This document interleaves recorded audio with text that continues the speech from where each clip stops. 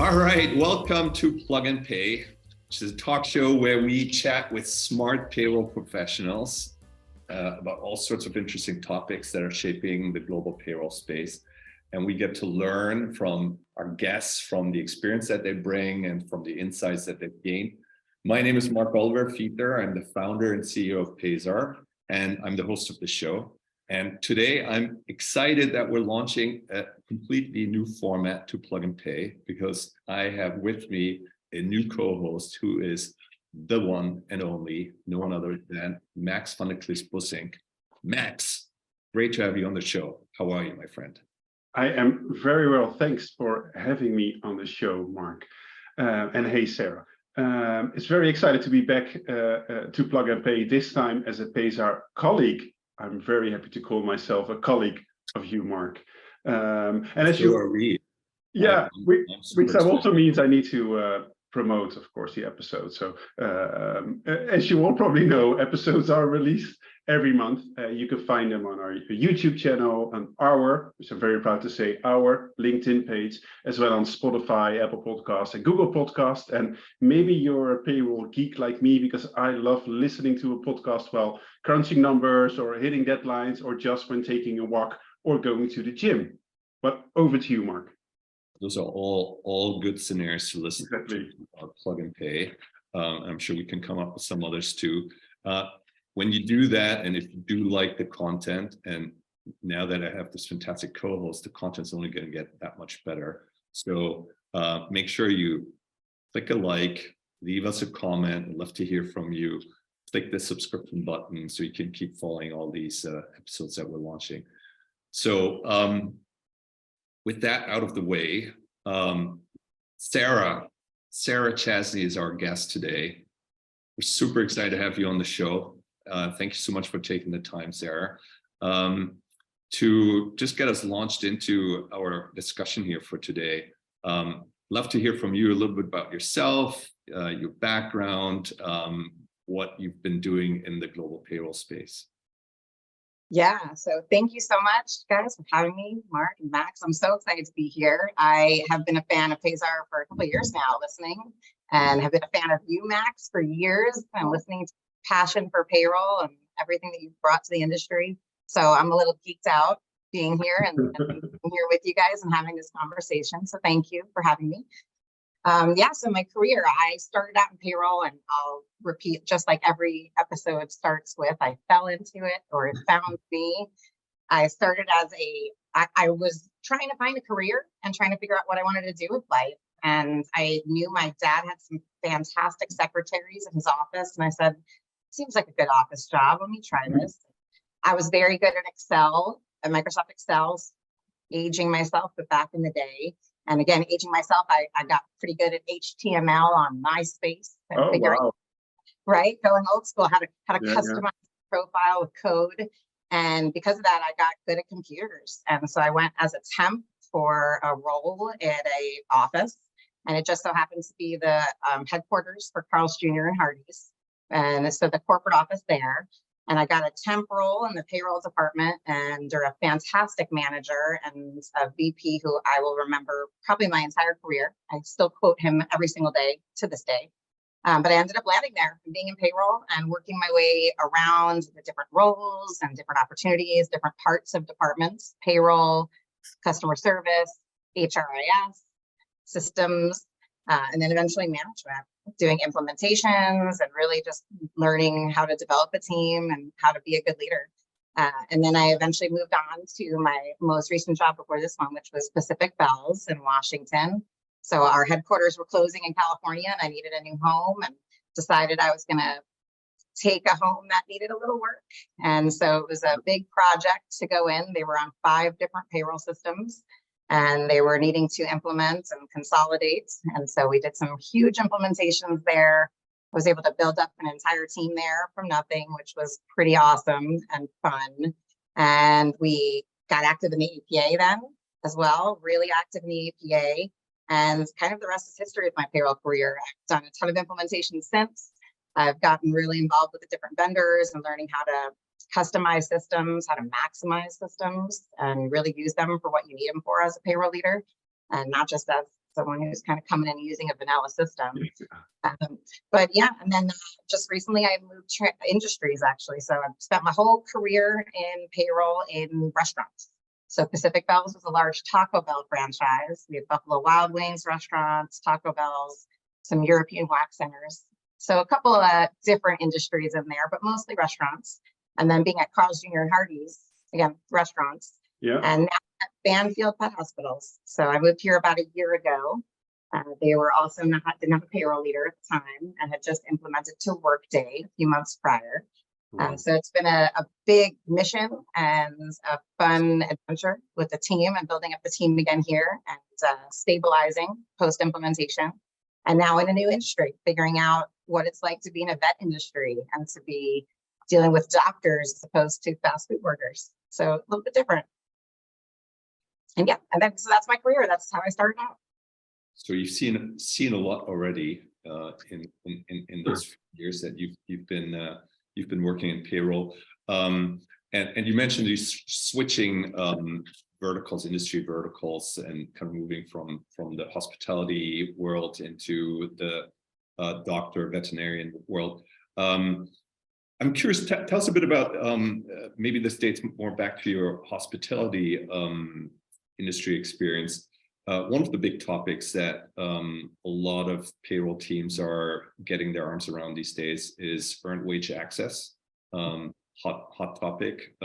Certainly in the US, I think, here in Europe, it's starting to pick up some interest and momentum as well. So I would imagine in hospitality, it's probably a fairly big topic. So did that play a role? And if so, how so in your payroll roles that you've played up to now? Yeah, I mean, man, isn't this a big topic everywhere you go these days, huh?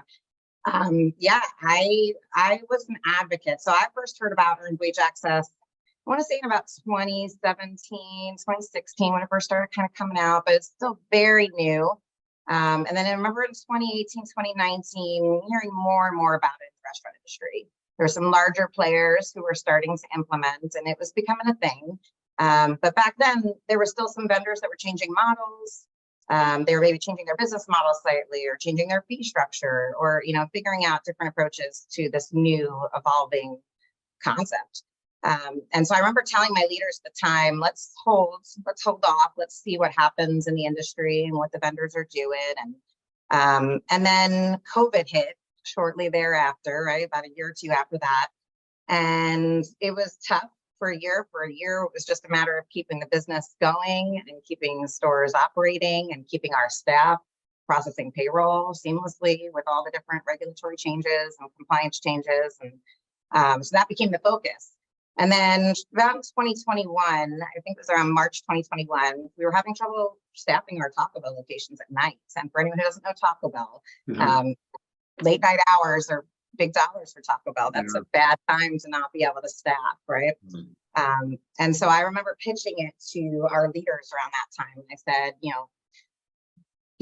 we've been getting all these competitive wage increases. My team was just inundated with wage increases, with, exceptions to the rules and, constant big files of data that we had to push down into the system, overlapping effective dates. And I mean, you name it, it was just a lot of work to try and stay ahead of the curve for the retention efforts and the turnover.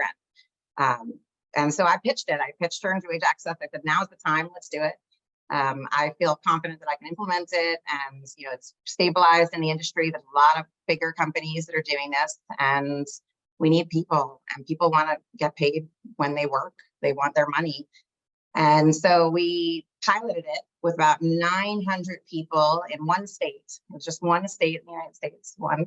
And we piloted it to all of our hourly associates there. And within a matter of a few weeks, you saw the improvements. You saw the data. I was watching that data very closely, and I would see applicant flow increase. I would see retention increase. I'd see turnover decrease. Within, I want to say about the first month, I had leaders asking me to implement for the entire country. And so we then moved forward with an implementation for all of our hourly associates across the country, about 12,000 employees. And it was a huge success. I became an advocate for earned wage access. I believe in it. I believe in the technology and the concept. I strongly believe that payroll became a biweekly payroll process because of the complexities, the regulations, taxes, filings, the sheer amount of work it takes to actually process the payroll, and to get the inputs and all the data. It was very different a long time ago. People would hand out money at the end of the day when people would, finish their shift. So, I think it's finding a new way to evolve and to keep up with the times. And I look at, listen, I was in fast food. So you had associates who couldn't pay for their gas, or maybe they couldn't get a babysitter to watch their kids while they went for their shifts. And so I literally watched when we implemented this program, people being able to pick up more shifts, and, time management from a payroll perspective got better. It got better. People wanted to be able to see their time accumulate. And I think one of my favorite stats, actually, I remember looking at this. We had about 65, I think it was like 62 to 65% of our demographic was enrolled in our earned wage access program after we'd implemented and promoted it. And we had about 42% who were actively taking withdrawals. And so what did that mean? That meant we had at least 20 some odd percent of our demographic that had enrolled, and that we're not actually taking money. They're just watching their paychecks accumulate. That's it. And so that helped, again, with our time management and being able to, people didn't want to see that shift not go to their app. So they remember to clock out, and maybe they'd remember to have their time adjusted a little faster if they didn't. And so it really it was a win-win all around. I will say I've been trying to stabilize here at my new company and trying to just stabilize post-implementation, implement a few things, build up the team, clean up the systems and the processes, and then earned wage access will be my next venture, at least trying to advocate for it. It's a win-win in my opinion. Well, I would almost say you can't do without earned wage access after your story, Sarah. But maybe think is it's fast food, but also fast payment that you kind of delivered. Exactly. The side part of it too is a lot of these vendors offer additional tools. So whether it's financial wellness, so maybe you have all these tools within your app that are promoting financial wellness and truly helping your employees to budget or understand their finances a little bit better. Or maybe some of these vendors have additional tools for your payroll team. So like for me, I've promoted earned wage access for our operations team. For HR, they were desperate and we were getting inundated because of that desperation. And my payroll team couldn't keep up. And so it was partly because of that and because of helping the organization, but it was also partly selfish in that the vendors we were looking at, one of them had this, ability for us to be able to use their real-time payment network and instantly deposit funds to someone's debit card, which I can't do through the HCH network. And so it gave you these additional tools. And for me, we were in California and Oregon and other states out here where you're legally required to pay out termination pay in a certain time frame, and getting that pay to employees with paper checks or even through the CH network takes time, and it's a lot of processing as well. I had a full-time person who was processing termination pay every day, all day, and it was not fun for her. And so implementing earned wage access gave us access to those tools, which then made it faster and easier for us to process termination pay. And so that full-time daily job of processing payments moved to about half a day. And she was able to focus on strategy and trying to figure out proactive solutions to receiving that termination data and making her day a little bit more tolerable. Yeah, this is out of curiosity. Did you guys, you mentioned you did this obviously initially with the subset of the full workforce and then started to expand it. Did this make its way also to some of the international populations? You mentioned that there was just small pieces in these specific businesses. Yeah, so Pacific Isles, we didn't actually have international. We were just domestic. So it hadn't made it internationally. It did make its way over to our salary demographic, and then eventually over to our Buffalo Wild Wings restaurants, where it was hitting tipped employees as well. Okay. So not international, but pretty heavy domestic. Yeah. Okay. But I think, Mark, aside from international, so we talk a lot about how payroll can make a difference, whether it's domestic or global. And this is where you really made a difference on multiple perspectives. So you helped the business find the staff after COVID, because there were no people to be hired. Retention was difficult. It's been the same across the globe. And this is where payroll has made a true business impact.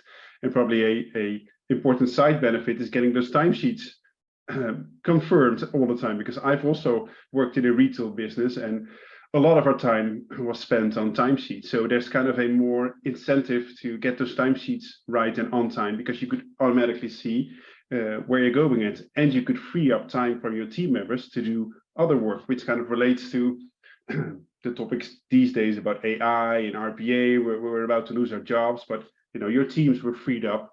They didn't lose their job. They could just refocus on something else. I think you touched on it perfectly, actually. So it was a program that not only helped all sides, my team, operations, HR, our organization as a whole, but it was a visible one. And so what do these payroll leaders try and do all the time? We're trying to advocate for our teams. We're trying to advocate for our purpose and the impact that we have. And it's not always very visible. You do system implementations, but what do you hear when it goes right? Exactly. Not much. Yeah, so it's very hard to find these initiatives that are visible and impactful across the organization. Maybe it's just impactful for your team or for your bottom line, your budget, or your company's budget. But in this case, it was impacting lives. It was impacting our operations teams, made their lives easier, better. And because of that visibility, it helped to push up the payroll team. And when we came with an idea, or we came with a suggestion on a change in process or a new system or a new program, we were heard. And so it just kind of helped advocate for me. It helped to push up that advocation and really to so that there's options for us as leaders to be seen and to get what we need as a result as well. So on that topic of having an impact and changing people's lives, I want to switch gears a little bit and talk about something that pertains maybe not directly to payroll, but sort of is still related, which I know you've done quite a bit of volunteer work outside of just running payroll department, right? Day in, day out, but you're also very active in devoting time and giving back to the community. And I wanted to hear you talk about that a little bit and how you combine your engagement there with what you're doing in the payroll world. Yeah, I like that. Thank you. So the payroll organization, Payroll Org, formerly APA, I mentioned earlier, I started getting active in 2018, pretty active. I was a member prior to, but started attending conferences, started hearing people like Max talking about their passion for payroll, and really started getting me excited. And I remember being in, I believe it was the Payroll Leaders Conference with the, again, former American Payroll Association. And I heard these payroll leaders on the podium, and they're giving their acceptance speeches for these awards that I hadn't really heard of at the time. It was the PRISM Awards. And these were awards for best practices and technology and processes and overall improvements. And I mean, speak in my language, very much so.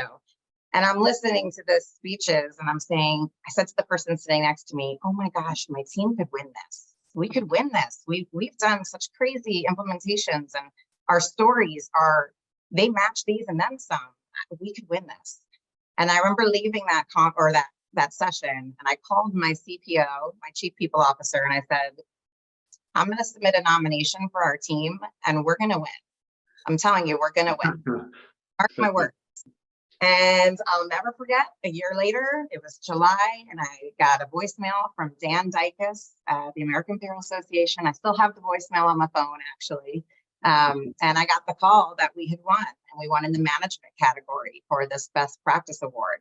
So, I mean, what an accolade for my team, and what validation for all the work we had done, and just kind of showing, like I said, we're going to win this, and we actually did. And it just, that whole experience, just hearing the speeches from the get-go had gotten me starting to get inquiring about committees and trying to understand how to volunteer. And so by the time we had won, actually, I was volunteering in several committees at that time. And since then, I've joined several others. It's part of where I live and breathe in payroll. And I would say it's been a huge stepping stone for my career. having the network, and I know you've talked about it on your show, Mark, multiple times. You know, this network that we have in the payroll community is so rare and so unique. It's a true family. We see it at Congress every year when we go to these conferences and Workday Rising or any of the other big conferences we go to. Everyone wants to help each other. They want to understand what kind of problems you have, and most likely, you know, our problems are pretty similar. Maybe they vary because of industry or country, but they're pretty similar. And so having that network of people and understanding where to tap the resources has been huge for me. Excuse me. And then also, in addition to that, I would say the committees, learning and growing from those committees. We have one, it's our best practices for shared services. We have best practices all together, our subcommittee for it. And when they send out a survey with questions every month, and we all answer it, and then go over all the different opinions and thought processes and mindsets on how we came to those conclusions, or what avenues we've taken to engage our teams.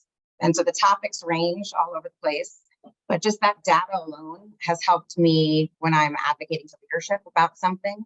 I can say, well, I have peers who are in the industry. I have peers at very large companies that I work with and speak with monthly who are doing this. And maybe we should consider it. Or maybe they did this and we should look in the other direction because it wasn't great for them. Or maybe we take a different approach. So just having that insight and information has been huge. I think it's a great story, Sarah, and it's a testimony to your passion for payroll.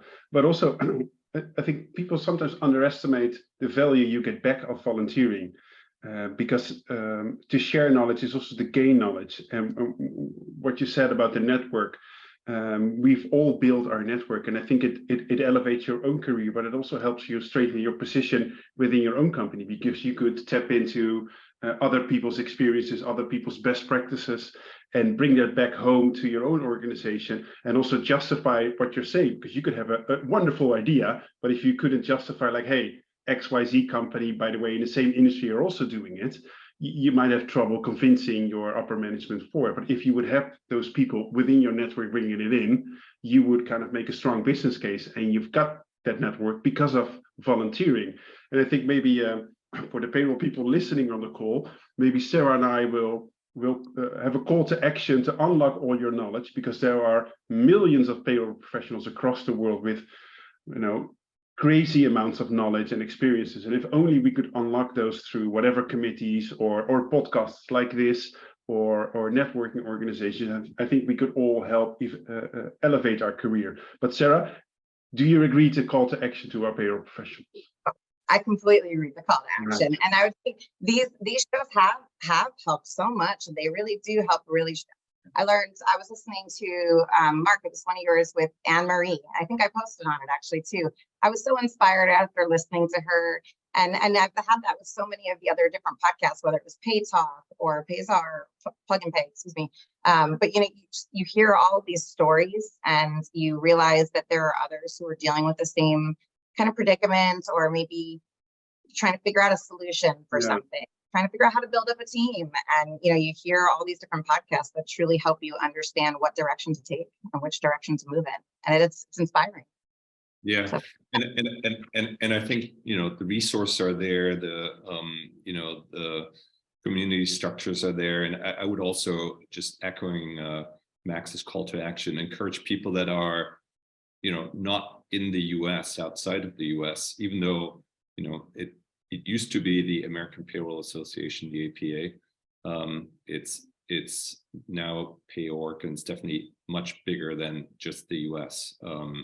So, you know, if you're not in the US, still there's lots of opportunity to get involved, to share your knowledge, to you know, tap into the wisdom that the community is building up, and definitely make use of that and bring your own perspective to that. You know, I think people also, I was at Payroll, at the Congress, I was talking to a bunch of people that came by our booth, and you know, they were not working in a global payroll role, but they were interested. You know, people want to learn and want to expand their horizons. And so, you know, for people that work in multinational companies and don't work in a US business, share your experience. There's people in the US that would, certainly value that perspective as well, what you've learned through that role. I totally agree. It's funny. I remember being at Carl's Jr. and Hardee's and at the corporate office there, and I was doing the corporate payroll at the time, some years ago. And I started taking on the international payroll. So we were starting to grow internationally, and back we didn't have internet. We didn't have different systems. This was all through like Excel spreadsheets. I think we had 2 different systems. One for Canada, and so we were all very manual. And I knew nothing about it as a domestic payroll specialist, payroll analyst. I knew nothing at the time, and I had to learn from my payroll leader, which was great. I had that exposure, but he only knew what he knew as well. And I remember him saying, "You should join the APA. You should join the American Payroll Association. You're gonna get a lot out of it." And what I would have given to have been involved with Payzaar then, because the amount of information I've gotten just on international and again seeing the rebranding they've done over the past year. And how much global interaction there was at the last conference. It's exciting, and it is piquing interest across the entire country. So it's very exciting to see. We love hearing your accents. Exactly. That's always a unique selling point. But I think, Payroll is wonderful, but there's much more beyond it. Like if you would just look at LinkedIn communities, posts, following each other, commenting on each other, making sure you establish those connections. I think that's amazing, because we are all connected these days. Like Mark sits in Spain, I sit in the Netherlands, you sit over there in the US, and we talk payroll. We're like-minded people. You will find them anywhere on any platform. And I think sometimes what we also forget is when we are crunching the numbers, running the paychecks and the pay slips, is having fun, Sarah. I know that Mark and I have a lot of fun over our couple of days. And I know you're an advocate of fun, Sarah, because I know you are. But can you tell us a little bit, aside from all the deadlines, the pressures from all the stakeholders, from the employees, how can you make sure that everybody still on Monday morning with a big smile either goes on a Zoom call or comes into the office? How do you make sure you create that fun culture in your team, Sarah? I love this. So, my dad used to say this growing up as a kid. He used to always say, "Sarah, find a job that you love, that you enjoy doing every day," right? We hear that a lot as kids. And how many adults do we know that actually love what they do and love going to work and love joining their team for the day to go get some work done? It's few and rare, and it is something to cultivate and hope for, right? And so that's something also I credit my career with, has been, I'm authentically me. I will never change. I'm always going to be me, and I try to be very authentic. I live by it, and I like to have fun. I like to smile. I like rainbows and sunshine, and I don't like payroll disasters and problems. I like it to be clean and pristine, and I want people to be able to get their money seamlessly without issue. How can you create that environment where people are getting paid seamlessly without issue with a team that actually enjoys going to work every day? You can't do that unless there's some amount of fun included. And so again, I just try to be authentic, and I do believe in having fun. And I've seen there are a couple of things I've seen throughout the years, but stats on it. Healthy teams are happier, they're more engaged, they're creative. Fun breeds creativity. They're vocal. They're advocates. So when people have fun, what happens? Well, they tell others about what fun they have. And so as a payroll leader, how often do you get people from other departments, like maybe IT or finance or accounting or even HR, coming to you and saying, what would it take to be in payroll? Or what would it take to be on your team? And like, how special is that? Because That's amazing. It's payroll. It can be really tough, and it's not very fun sometimes. It could be very challenging and very difficult, and you do have deadlines and constantly changing regulations and complexities and system issues, and maybe things that are completely out of your control that you're just going to have to fix or figure out. And so how do you do that without making sure that you could have fun while doing it? So I do believe strongly in it. I think having fun makes teams better. And so I have things to let the aggression out. We have our sock'em sock'ems, rock'em sock'em puppets, and you got to have your toys, you got punching bags, because if you're going to have aggression, have it with your mini punching bag, because you want to have a smile on your face with everyone else. So. Well, Sarah, that's amazing. I think fun is important, but it also relates to maybe a more serious topic of the payroll professionals and the payroll teams being less introvert, doing their thing, surrounded by the cupboards. That we don't want to interact with too many people. I think the current payroll profession, the payroll teams should be much more out there, forward thinking, partnering instead of saying no, I've always done it this way. And I think creating fun also means that people want to partner with you and see payroll as an enabler instead of payroll as a paycheck machine. So I think although fun is important, it has a very good side effect of people actually wanting to work with you and solutionizing with you, and also wanting to work for you, because you've had amazing teams already. You mentioned people who grew together with you. So I would even expect, Sarah, that you're also a very good mentor within your teams to make sure that their payroll careers flourish. So do you have some golden nuggets of how to manage your payroll teams to have fun at work and to make sure they rolled into payroll, but they will never roll out of payroll again? I think just living and breathing the passion for it and showing, my natural excitement over being able to impact someone's everyday life is hopefully helps to, disseminate across the team. I think it does, the natural passion for it. I would say too, just I found interns.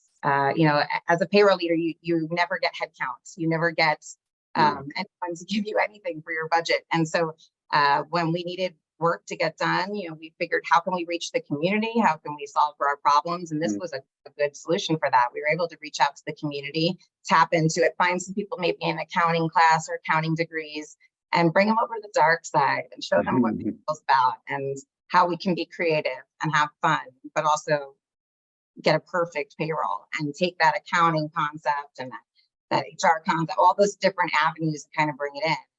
So my tidbits are show the possibilities that are within payroll and all the different avenues you can take. Make sure you show your team all the different options they can have.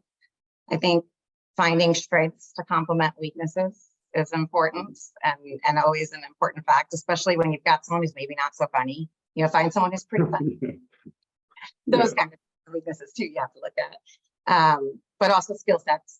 And then, I would say advocating, being vocal across the company about what you can do, and just showing that you're having fun while you do it. People laugh when my team's here processing, and I'm in the office today.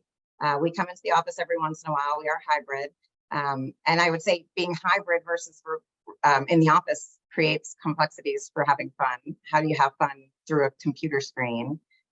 So I think finding ways to have fun, whether it's remote or in office, is important, and making sure people see that you're having a good time and that you also can handle the stress with a smile. It helps to make it so that people want to join forces with you. Well, I'm almost tempted to ask you have openings, Sarah, but sorry, Mark, I want to ask that over to you. It's a bit too soon to ask. Yeah, a bit too soon. I think he's been in prison for 2.5 weeks. Yeah. We haven't even gotten to the fun part yet, Max. True. Give it just a little bit of time. No, I was curious in terms of fun and development of the team and helping them sort of advance themselves in their career. In your experience, how much is that tied to sort of more formalized trainings? Hey, take a training in this skill set or that skill set, versus maybe more how you structure the roles and how you give them opportunities to get different experience in terms of what they're being tasked to do.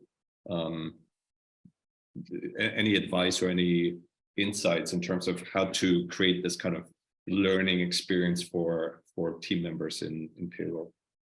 So I think the learning by doing speaks very truly to me. I grew up in payroll, so my whole career was starting from the bottom up and kind of working my way around. So I didn't know all the answers at first, and who does? So for me, like showing my team, bringing them in to some of the bigger meetings, having this core team of leaders alongside me and not worrying about who's getting to the next level first, but really just helping each other grow and develop has helped us tremendously in figuring out where to go next and in figuring out where this can take us. So, sorry, I lost my train of thought there. Edit that out. No, that's fine. Be your authentic self. Actually, I'm gonna add sort of another dimension to the question while you're gathering your thoughts. There's sort of learning in terms of more the technical dimensions of the payroll profession, right? Understanding all the different compliance aspects, and this is how tax works over here.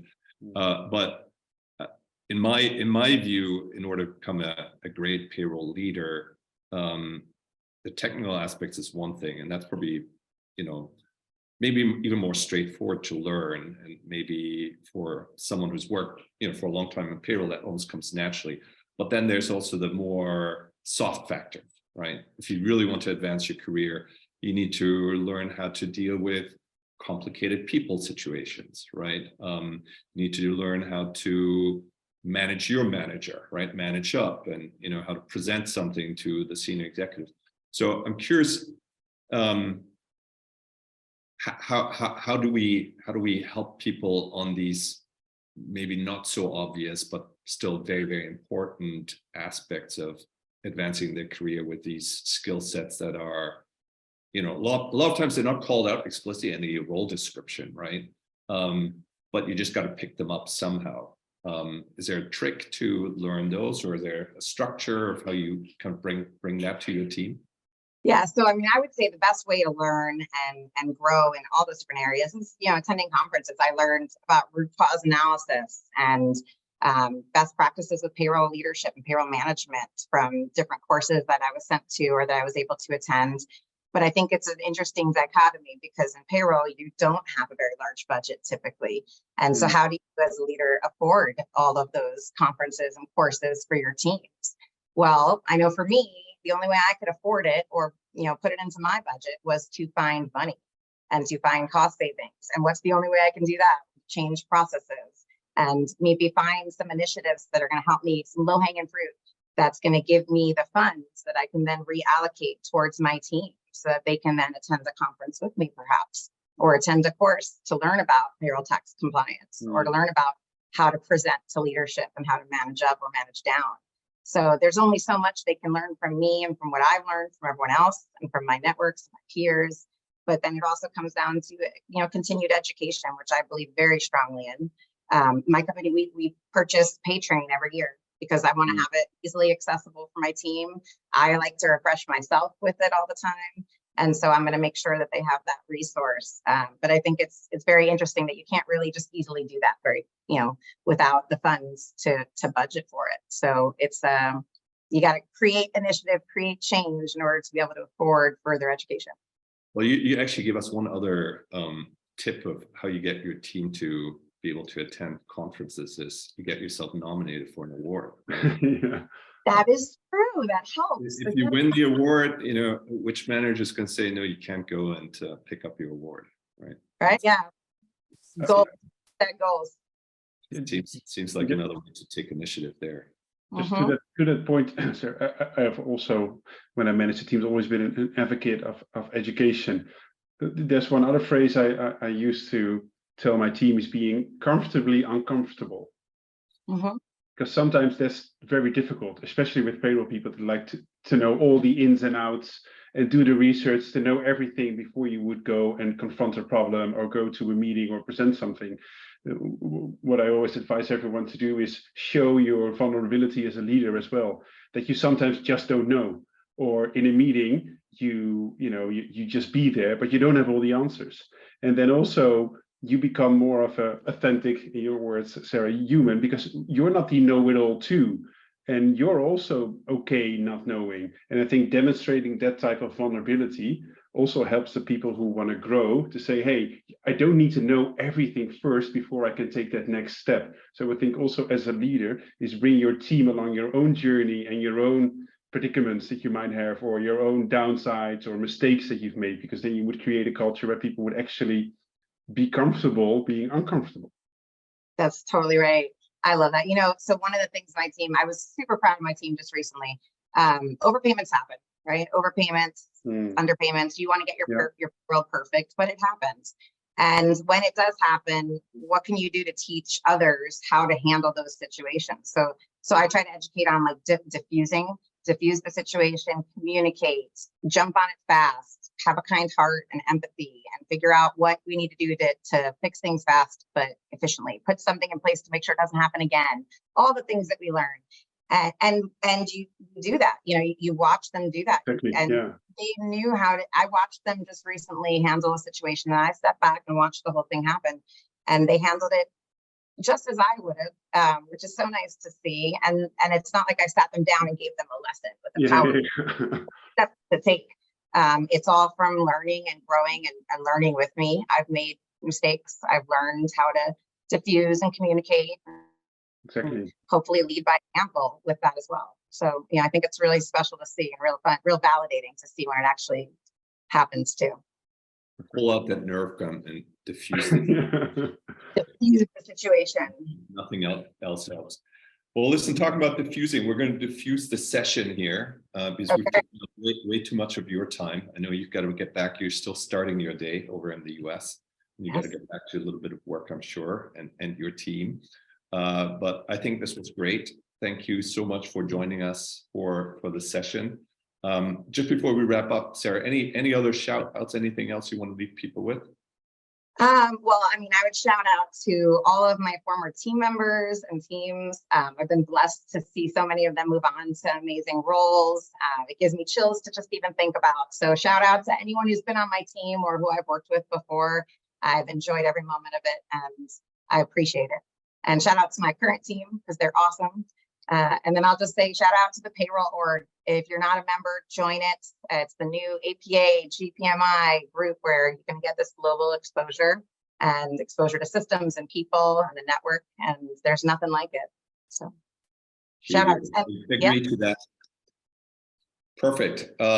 Well, thank you again so much for coming on the show. It's great having you. Lots of good suggestions, good insights. So I love this episode. That's it for today's show. Hope you all enjoyed it. And if you like what we're doing here, then again, just a reminder, monthly episodes coming out. Follow us on the YouTube channel, LinkedIn, podcast sites, and subscribe. And hope we'll see you again very soon. And have a great rest of the day. Hey, Mark, I'll just say also one thing too. Thanks to you and Max for advocating for the industry and for bringing passion to payroll and for putting out these podcasts and making sure people hear them and see what special opportunities there are in payroll, because it really is. Thank you so much. That means a lot to me and Max, and coming from you, it's great. Thank you so much. And thanks for joining us, Sarah. It's been wonderful having you. Golden nuggets, and we hope to meet you soon in person. Thanks, Sarah. And thanks to the listeners. All right. Take care. Thanks. Bye. Bye.